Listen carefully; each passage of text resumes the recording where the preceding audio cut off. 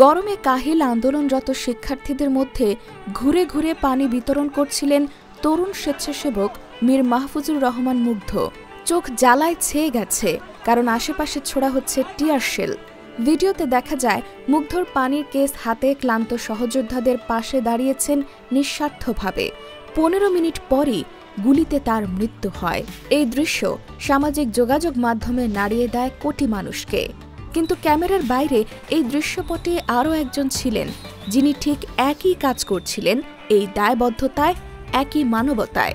তিনি ছিলেন আসিফ হাসান, যিনি মারা যান এক আহত আন্দোলনকারীকে পানি খাওয়াতে গিয়ে। তার হাতে ছিল একটি পানির বোতল, তার চোখে ছিল দায়িত্ব, তার হৃদয়ে ছিল ভালোবাসা ও সহানুভূতি। সেদিন ঠিক দুপুর 12টার আগ মুহূর্তে ঢাকার খিলগাঁও এলাকায় বসবাসরত বড় বোন মুন্নাহার পারভিনের সঙ্গে কথা হয় আসিফের। বোন উদ্বিগ্ন কণ্ঠে জানতে চান, তুমি কোথায় আছো? অনেক গুলির শব্দ শুনছি। আসিফ উত্তরে বলে, আপা, আমি মিছিলের একদম পেছনে আছি, আমি ভালো আছি, শুধু ফাঁকা গুলি ছুটছে। বোন তখন অনুরোধ করেন যেন সে পিছিয়ে যায়, নিরাপদে থাকে। আসিফ বলেন, আপা, আমাদের এক ভাই গুলিবিদ্ধ হয়েছে, সে পানি চায়, আমি ওকে পানি খাওয়াতে যাচ্ছি, পরে কথা বলি।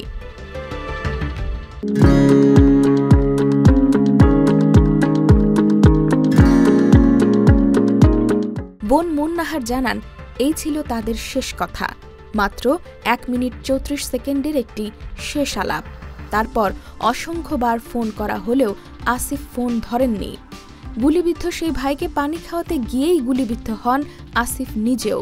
গুলিবিদ্ধ অবস্থায় সহযোদ্ধারা তাকে কুয়েত বাংলাদেশ মৈত্রী হাসপাতালে নিয়ে গেলে চিকিৎসকরা জানান আসিফ বেঁচে নেই।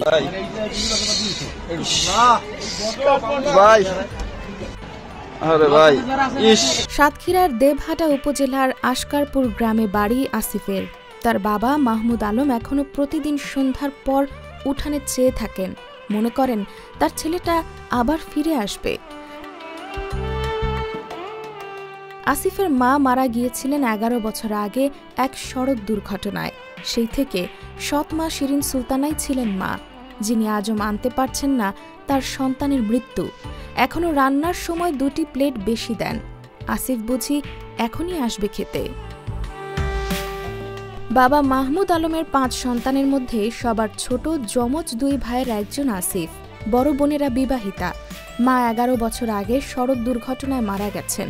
ছোটবেলা থেকেই সৎ মা শিরিন সুলতানার স্নেহ ভালোবাসায় বড় হয়েছেন। আসিফ এইচএসসি শেষ করেন কালীগঞ্জের নলতা আহসানিয়া রেসিডেন্সিয়াল কলেজ থেকে। এরপর ভর্তি হন ঢাকার উত্তরার নর্দার্ন ইউনিভার্সিটির ইংরেজি বিভাগে। ছিলেন 2য় বর্ষের শিক্ষার্থী। 2024 সালের কোরবানির ঈদে তিনি সর্বশেষ বাড়ি গিয়েছিলেন। হাসি মুখ, বন্ধু বান্ধবের প্রিয়, সবসময় পাশে থাকা এক তরুণ, এমনটাই বলছেন পরিবার ও বন্ধুরা। ভাই মারা গেছে, প্রায় 1 বছর হতে চলছে। আমার ভাইয়ের অনুপস্থিতি বড়ই কষ্টদায়ক, বেদনাদায়ক। ভাইকে ছাড়া আমার পরিবার ভালো নেই। আসিফের যমজ ভাই রাকিব হাসান জানান, ভাই ছাড়া কিছুই ভালো লাগে না। আমার ভাই শহীদ হয়েছে, এটা গর্বের, কিন্তু তার অভাব যে কতটা কষ্টের তা বলে বোঝানো যাবে না। সেদিন ও শুধু একজন আহত ভাইকে পানি খাওয়াতে গিয়েছিল। ওর হাতে কোনো লাঠি ছিল না, কোনো অস্ত্র ছিল না, ছিল শুধু একটি পানির বোতল।